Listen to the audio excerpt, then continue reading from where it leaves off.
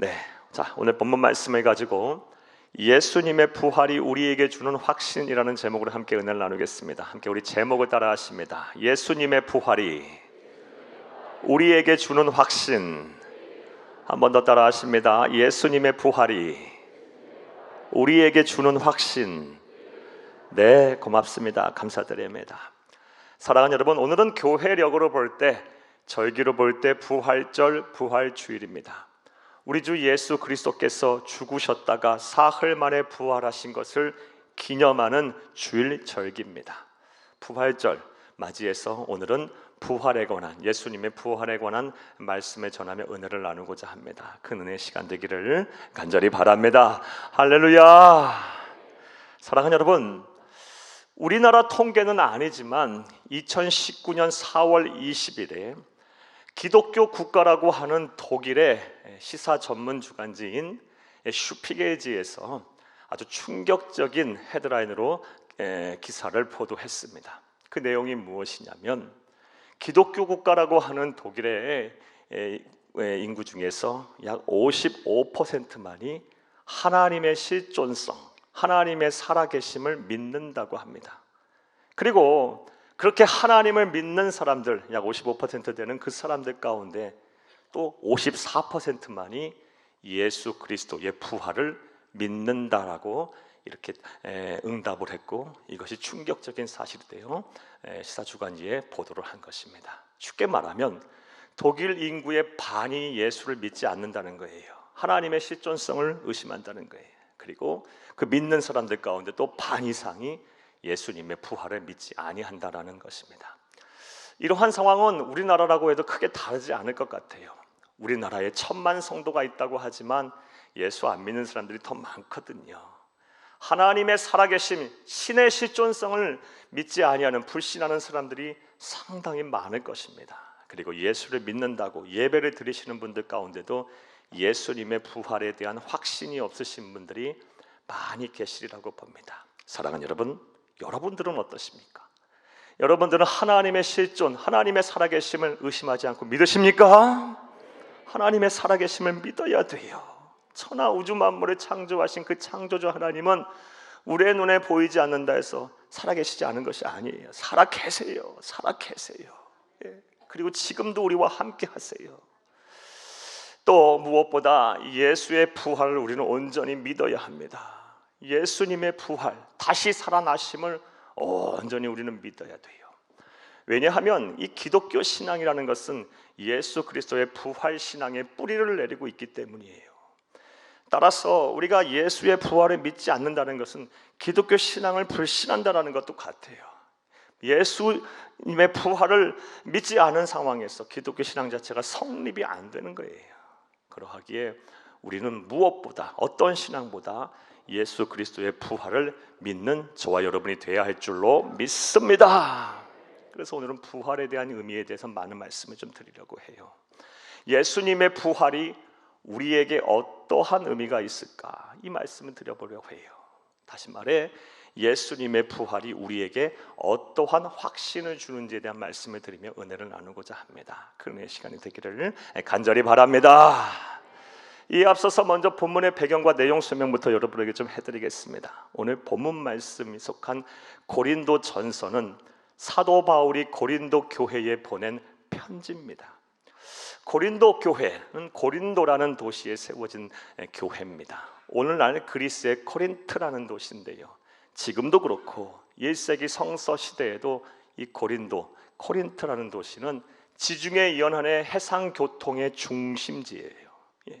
그리고 무역과 상업이 아주 발달한 도시였습니다. 그곳에 사도 바울이 제2차 전도 여행 때 그곳을 방문해서 교회를 세웠으니 그 교회가 바로 고린도 교회입니다.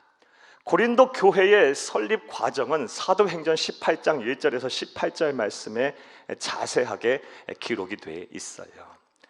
사랑하는 여러분, 사도 바울이 고린도라는 도시를 처음 방문했을 때 이 고린도라는 도시의 음란함과 또 죄가 많음을 인해서 영적으로 기가 눌렸어요.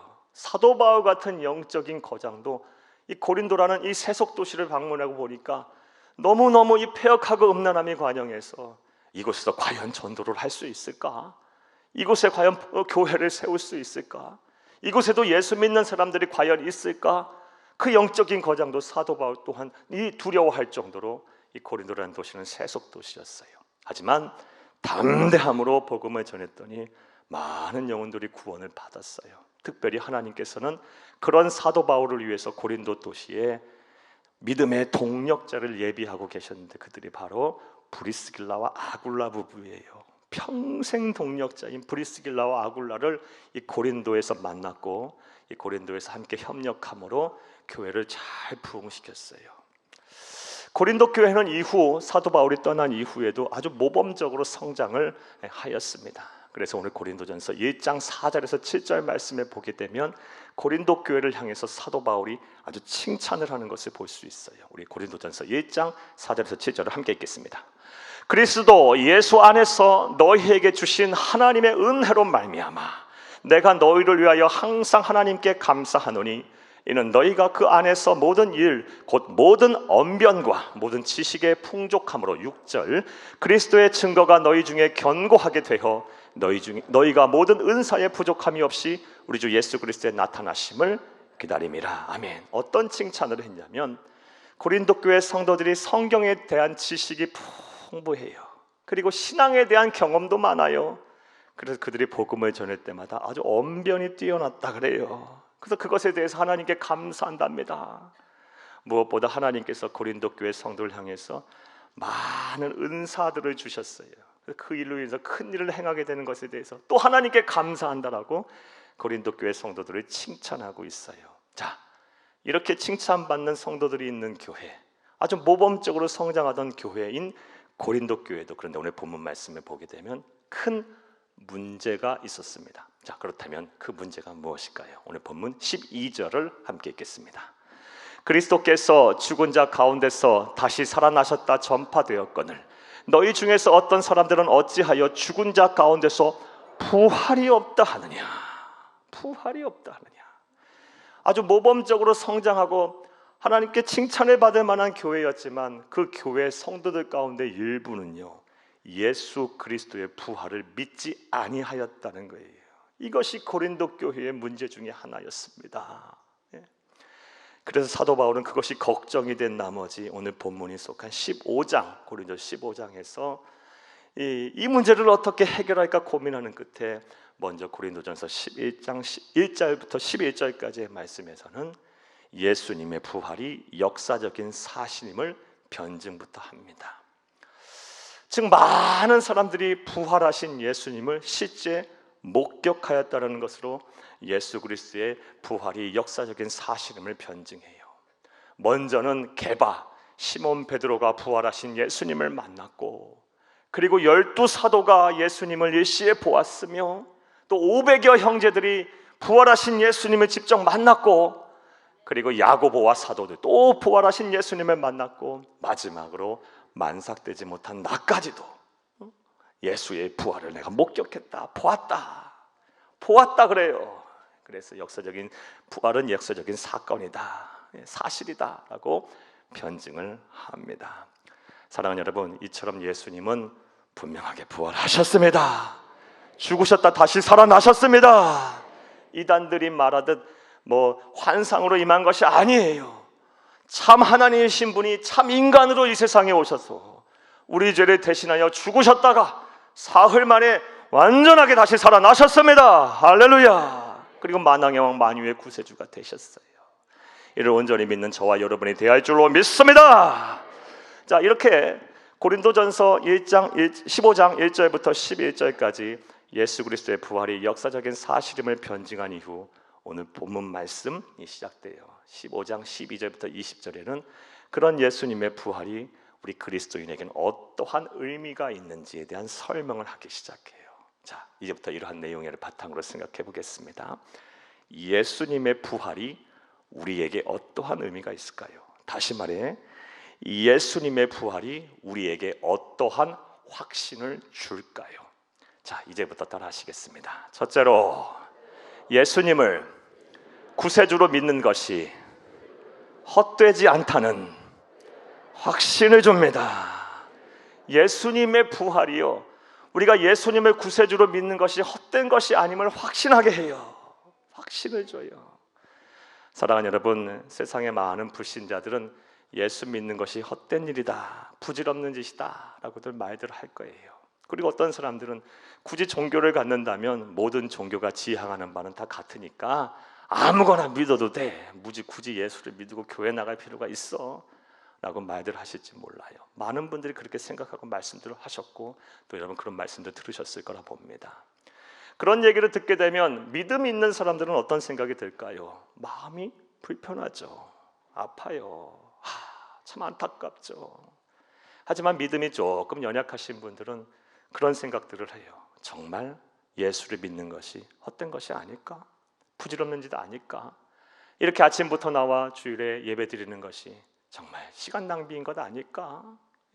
이런 생각들을 하죠. 의심하시는 분들이 많을 거예요. 그리고 모든 종교는 정말 같은데 구원이라는 목표를 향해 달려간다면 아무거나 믿으면 되지 이렇게 생각하지는 않을까 하시는 분들이 많이 계시라 봅니다. 다시 한번 여러분에게 여쭤보겠어요. 여러분들은 어떠십니까? 그런데 제가 단언컨대 예수를 구세주로 믿는 일은 헛된 일이 아닙니다. 부질없는 일이 아닙니다. 이기만이 구원의 길, 이기만이 생명의 길, 이기만이 영생을 얻는 길임을 믿으시기를 간절히 주의 이름으로 축복합니다. 자, 그렇다면 예수를 구세주로 믿는 것이 왜 헛된 일이 아닐까요? 자, 그 답을 오늘 본문에서 정확히 사도 바울이 하고 있어요. 14절을 함께 읽겠습니다. 그리스도께서 만일 다시 살아나지 못하셨으면 우리가 전파하는 것도 헛것이요 또 너희 믿음도 헛것이며, 우리가 예수를 구세주로 믿는 것이 헛된 일이 아님은 예수님께서 다시 살아나셨기 때문이에요. 그래서 우리가 전파하는 것도 전도하는 것도 또 우리가 믿는 것도 헛된 것이 아니랍니다. 예수님이 부활하셨기 때문에 우리의 믿음이 헛된 것이 아니라는 거예요. 이것이 얼마나 중요했던지, 얼마나 강조하고 싶었던지 오늘 본문 말씀 17절에서 19절에서 다시 한번 언급을 하고 있어요. 함께 읽겠습니다. 17절 19절. 그리스도께서 다시 살아나신 일이 없으면 너희의 믿음도 헛되고 너희가 여전히 죄 가운데 있을 것이요 또한 그리스도 안에서 잠자는 자도 망하였으니, 그 잠자는 것은 육신의 죽음을 말해요. 만일 그리스도 안에서 우리가 바라는 것이 다만 이 세상의 삶뿐이면 모든 사람 가운데 우리가 더욱 불쌍한 자이리라. 예수님의 부활이 없다면 우리가 믿는 것도 다 헛되고 부질없는 것이고, 예수님의 부활이 없다면 우리가 예수를 믿는 자들이 가장 불쌍한 자리예요. 여러분 한번 생각을 해보세요. 예수님이 우리와 같은 범인처럼 이 세상 살다가 죽어 흙으로 다 돌아가 버리고 그냥 거기서 끝나버리셨다면 어찌 우리가 예수님을 구세주로 믿겠어요? 다시 말씀드려서 예수님이 죄의 문제를 해결하지 못한 채 그냥 이 세상에 죽어 사라져버리고 없어져 버리셨다면 우리 귀한 생명을 어찌 예수님에게 맡길 수 있어요? 자기 자신의 죽음의 문제, 죄의 문제도 해결하지 못한 존재에게 어떻게 영생을 바라고 구원을 바라며 우리의 귀한 생명을 의탁할 수가 있겠습니까? 하지만 예수님께서 죽으셨다가 죄와 사망의 권세를 깨뜨리고 부활하셨기 때문에 우리가 그를 구세주로 믿는 거예요. 그리고 그를 믿는 자는 영생을 얻고 이 세상에 서서 믿는 자는 영원히 죽지 아니하리라고 약속하셨기 때문에 내 귀한 생명을 그분에게 의탁하면 그분을 구세주라고 부를 수가 있는 거예요. 예수님이 부활하셨기 때문에 우리의 믿음이 헛된 것이 아닙니다. 이렇게 우리가 예배 드리는 것이 부질없는 일이 아니에요. 우리가 영혼 구원하는 것, 전도와 선교하고 또 어려운 이웃, 불쌍한 이웃을 돕는 일이 헛된 일이 아님을 믿으시기를 간절히 주의 이름으로 축복합니다. 축복합니다. 이와 관련해서 다음과 같은 이야기를 한번 들려드릴게요. 설교를 준비하면서 좀 오래된 책이긴 하지만 2011년에 출간된 히말라야의 슈바이처라는 책을 다시 한번 읽고 그 감동을 받았어요. 그 내용을 좀 이야기해 드리려고 해요. 이 히말라야의 슈바이처라는 책은 이 세브란스 병원의 제1호 의료 선교사이신 강헌희 선교사님의 자전적인 에세이예요. 이 에세이를 기반으로 해서 소명3라는 다큐멘터리 영화가 제작되기도 했어요. 내용인즉슨 이 강원희 선교사님은 원래 이북 출신이세요. 내가 6.25 사변 때 월남을 하셔서 연세대학교 의과대학에 입학하시고 의사가 되셨어요. 그리고 개업을 바로 했는데 너무 병원이 잘 되는 거예요. 그래서 돈도 많이 버셨다고 합니다. 하지만 20대 인턴 시절에 서양에서 온 의료 선교사이신 선교사님들을 보며 마음에 감화 감동을 받아서 나도 저들처럼 평생 의료 선교하며 살리라라는 그런 서원을 이직부터 하셨었다고 합니다. 그 서원을 이행하려고 40대 중반에 병원이 가장 잘 될 때 병원을 접고 간호사 출신인 이 사모님과 더불어서 네팔에 의료 선교사로 떠나셨다고 해요. 그리고 이후 네팔, 방글라데시, 스리랑카, 에티오피아에 35년간 의료 선교사로 사셨다고 합니다. 평생 아파도 의사 한번 만나지 못하는 이 환자들을 찾아다니며 왕진 가방 들고 찾아다니며 때로는 절벽에서 굴러보기도 하고 때로는 비바람에 추위에 떨고 배고프게 굶주려 보기도 하면서 또 이모저모 사람들의 핍박과 박해를 겪어가면서 환자들을 찾아다니며 병을 치료하고 무엇보다 예수 그리스도를 소개하고 복음을 전해서 구원에 이르게 하는 일들을 열심히 하셨다고 해요. 이렇게 사는 이 선교사님 부부를 보고 가족들과 친구들은 너 왜 그렇게 사냐? 네가 뭐가 아쉬워서 거기 가서 그런 일들을 하냐? 네가 여기서 살면 평안하게 잘 살 수 있는데 뭐 그렇게 살고 있느냐? 라면서 비아냥거리고 때로는 무시하기도 하고 막 그랬다고 합니다. 그럴 때마다 이 선교사님이 그렇게 말씀하셨대요. 내가 부활하신 예수님을 만나지 않았다면 내 인생은 이분 그대로 표현한 대로 말씀드리면 개차반이었어요. 그렇게 됐을 거예요. 하지만 부활하신 예수님을 만난 이후 내 삶은 변화됐어요. 예수님이 부활하셔서 나의 구세주가 되시고 나의 유일한 소망이 되셨기에 내가 이렇게 사는 것이 얼마나 감사한지 몰라요 하며 막 기뻐했다고 해요. 그러면서 나는 내 생명이 다하는 그날까지 이것을 하며 감사하며 살 겁니다. 실제로 83세까지 이 사명을 잘 감당하셨다고 해요. 사랑하는 여러분, 예수님을 구세주로 믿는 것이 부질없는 일이 아닌가라는 그런 생각들이 드십니까? 이렇게 예배하는 거, 가정의 평화를 지키기 위해서 어떤 분은 끌려오기도 하셨을 거고 친구의 권면으로 인해서 어쩔 수 없이 한번 가보자라는 생각으로 오신 분도 계실 거고 또 과거에는 예수 잘 믿었다 할지라도 지금은 영적인 침체에 빠져 이렇게 예배드리고 예수를 믿는 것이 헛된 일이 아닐까라는 생각이 드신 분도 계실 거예요. 여러분, 이런 분들은 다음과 같은 확신을 분명히 가지시기를 바랍니다.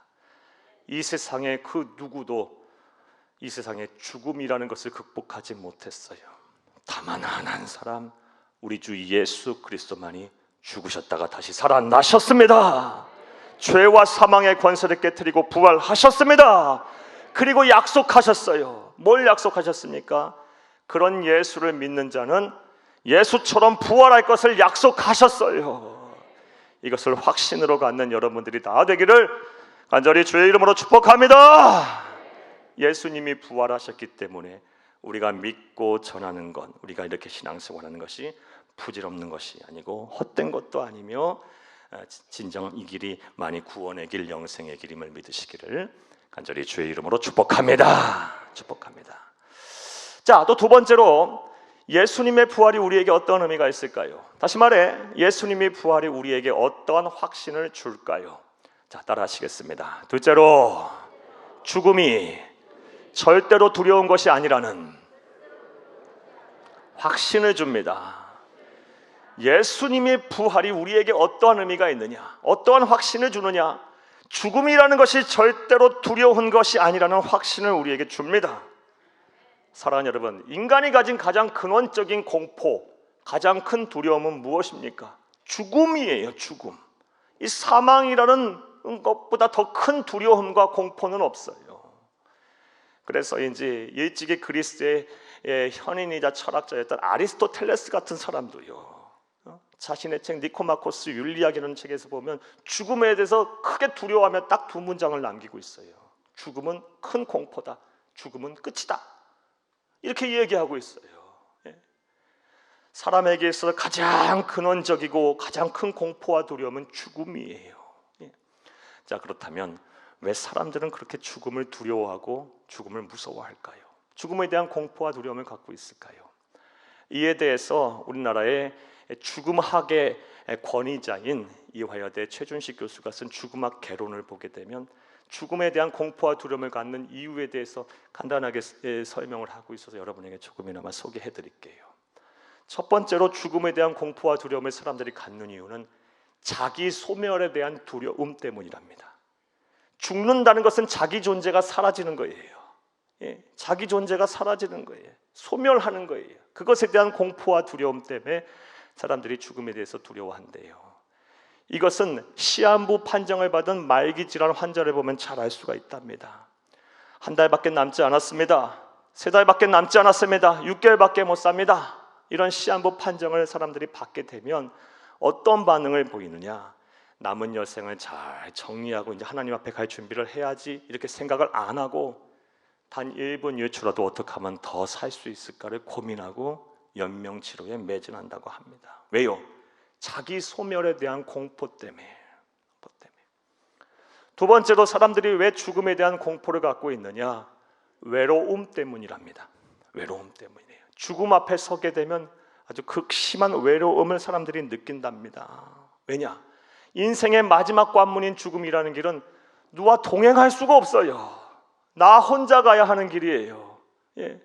그렇기 때문에 사람들이 극심한 외로움과 공포를 느낀다고 해요. 그래서 죽음에 대한 두려움을 느낀답니다. 세 번째, 죽음에 대해서 두려움을 느끼는 이유는 사랑하는 사람과 다시 만나지 못할 것이라는 기약 없는 이 재회에 대한 두려움 때문이랍니다. 사랑하는 사람과 다시는 못 만날 거라는 두려움 때문에 죽음에 대해 사람들이 두려워한대요. 또 네 번째로는요, 사후 세계에 대한 무지, 죽음 이후에 무엇이 있는지 모르기 때문에 사람들이 두려워한대요. 여러분, 지금 여러분은 간단하게나마 죽음학의 권위자의 말을 빌어서 죽음에 대한 공포와 두려움을 갖는 사람들이 갖는 이유에 대한 말씀을 들었어요. 자, 이런 이야기를 듣게 되면 여러분은 어떤 생각이 드십니까? 어떤 생각이 드세요? 저는 이 글을 읽으면서 다음 같은 생각을 했어요. 참, 예수 믿기 잘했다. 야, 난 정말 복을 많이 받은 사람이구나. 난 정말 행복한 사람이구나. 정말 예수 잘 믿었구나. 왜냐? 저는 이 네 가지가 다 극복이 됐기 때문에 그래요. 이것이 저에게만 해당되는 은혜겠어요. 부활하신 예수를 구세주로 믿는 모두가 이 네 가지를 다 극복한 줄 믿으시기를 간절히 주의 이름으로 축복합니다. 하나하나 살펴볼까요? 첫 번째로, 부활하신 예수님을 구세주로 믿는 우리들은 자기 소멸에 대한 공포를 극복한 사람들입니다. 사랑하는 여러분, 물론 우리가 죽게 되면 우리의 육신은 흙으로 돌아갈 거예요. 하지만 진짜 우리인, 우리 자아인, 우리 에고인, 우리의 영혼은 어디로 가요? 천국에 가요. 그곳에 가서 우리 주님과 더불어 영원토록 살 거예요. 그리고 우리 주님 재림하실 때 영과 육이 결합되는 완전한 영성체로서 다시 부활하게 될 거예요. 우린 자기가 소멸되는 존재가 아니라 영생하는 존재예요. 그렇기 때문에 우린 죽음에 대한 자기 소멸에 대한 공포를 극복한 사람이에요. 또 둘째로, 우리는 외로움도 극복한 사람이에요. 그리스도인에게 죽음은 찰나의 순간일 거예요. 그리고 그 이후에는 어떤 일이 일어납니까? 우리보다 우리를 더 사랑하시는 예수님, 나보다 나를 더 사랑하시는 예수님이 그 뜨거운 가슴으로 우리를 안아주시고 우리를 영접하실 거예요. 맞아주실 거예요. 거기다가 천군 천사는 환영가를 부르며 우리를 맞아주실 거고, 우리보다 앞서간 믿음의 조상들 선배들은 우리를 환영할 거예요. 죽음은 외로운 길이 아니에요. 그리스도인에게 죽음은 외로운 길이 절대 아니에요. 찰나의 순간이고, 수많은 사람들, 믿음의 조상들, 천군 천사, 무엇보다 우리 예수님과 함께하는 길이에요. 우리는 외로움 또한 극복한 사람이에요. 또 셋째로, 다시 사랑하는 사람과 만나지 못할 것 또한 극복한 사람들이에요. 우리보다 앞서 우리 세상을 떠난 사랑하는 부모들, 형제들, 남편, 아내, 때로는 자녀들도 있겠죠. 지금 이 세상에서 못 만난다 할지라도 이 세상은 잠시 잠깐이에요. 천국에서 반드시 다시 재회하게 될 거예요. 물론 이 은혜를 누리려면 예수를 믿어야 돼요. 예수를 믿어야 돼. 그러하기에 우리 사랑하는 부모, 형제, 남편, 아내, 자녀, 후손들을 빨리 주 앞으로 인도해야 하고, 오늘 처음 나오셨다 할지라도 이 믿음을 꼭 소유하셔야 돼요. 그러면 천국에서 다시 재회하게 될 거예요. 지금 못 본다고 마음 아파하지 마세요. 금방 세월은 흐를 거고, 우리의 수활이 다, 이 세상에서의 수한이 다 하는 날 천국에서 다시 만나게 될 거예요. 이 또한 우리 극복한 사람들이에요. 또 넷째로 사후 세계에 대한 무지 또한 우리는 극복한 사람들이에요. 사랑하는 여러분, 우리는 사후에 어떤 일이 벌어질지 분명히 알고 있는 사람들이에요. 성경은 정확한 답을 우리에게 주고 있어요. 맨 말씀 소개해 볼까요? 히브리서 9장 27절에 사람이 한번 죽는 것은 정한 것이고 그 위에는 심판이 있다 그랬어요. 이 세상에 끝나면 다람쥐 쳇바퀴 돌듯 윤회하는 것이 아니고, 영원한 동면의 세계에 드는 것도 아니고, 무의 세계의 존재로 돌아가는 것 또한 아니며, 하나님의 심판이 있어요. 예수를 그리스도 믿는 자, 그래서 하나님의 백성이 된 자, 하나님의 자녀가 된 자, 부활하신 예수님을 영접한 자는 천국에서 우리 주님과 더불어 영생 복락을 누릴 것이며, 그렇지 않은 자는 지옥의 형벌을 영원토록 받게 될 거예요. 우리는 명확하게 사후에 일어날 일들에 대해서 알고 있는 사람들이에요. 이 또한 우리 다 극복한 사람들이에요. 그러니 어찌 이렇게 감사하지 않을 수가 없어요. 예수를 믿는 것이 얼마나 큰 은혜와 복입니까? 이걸 어디서 얻습니까? 어디 가서 사겠습니까? 무슨 노력으로 얻겠어요? 우리 주 예수 그리스도의 한이 없는 은혜로 말미암아 우리가 얻게 된 복이에요. 참 감사한 거예요. 예수 믿는다는, 믿는다는 것은 기가 막힌 축복인 거예요. 그리고 이 모든 것이 예수님께서 부활하셨기 때문에 우리가 얻게 된 은혜임을 믿으시기를 간절히 주의 이름으로 축복합니다. 이 말씀 맺겠어요. 사랑하는 여러분, 오늘은 부활절이고 이 부활의 의미에 대한 말씀 여러분에게 드렸어요. 부활 신앙은 기독교 신앙의 핵심입니다. 이 부활 신앙 위에 우리의 신앙의 토대를 견고하게 쌓아 나가야 하는 거예요. 이게 무너지면 안 되는 거예요. 예수님이 부활하셨기 때문에 우리 또한 부활할 수 있다는 이 신앙 안에서 내 삶이 시작되는 것이고, 내 인생이 설계가 되어야 하는 것이고, 내 삶이 이루어져야 하는 거예요. 부디 이 예수님이 부활하시기에 나도 부활할 수 있다는 이 믿음을 변치 않으시기를 간절히 주의 이름으로 축복합니다. 그리고 오늘 들으신 말씀을 마음에 잘 새기세요. 그리고 확신을 가지세요. 예수님이 부활하셨기 때문에 우리의 믿는 것, 우리가 전하는 것, 우리가 봉사하고 충성하고 헌신하는 것이 부질없고 헛된 것이 아닙니다. 예수님이 부활하셨기 때문에 이 모든 것이 가치 있는 것이고, 우리가 하는 모든 일이 영생을 얻는 게 구원에 이르는 길이에요. 나아가 예수님이 부활하셨기 때문에 우리는 이 죽음이라는 인간의 가장 근원적이고 큰 두려움을 극복한 사람들이에요. 이것을 믿으세요. 믿으세요. 예수님처럼 반드시 우리도 부활하게 될 거예요. 이런 확신을 가지고 이 세상 사는 동안 주와 동행하며 살고, 세상 앞에 담대하게 살며 당당하게 살며 천국에 들어가지 못할 분이 한 분도 없기를 간절히 주의 이름으로 축복합니다. 축복합니다. 축복합니다.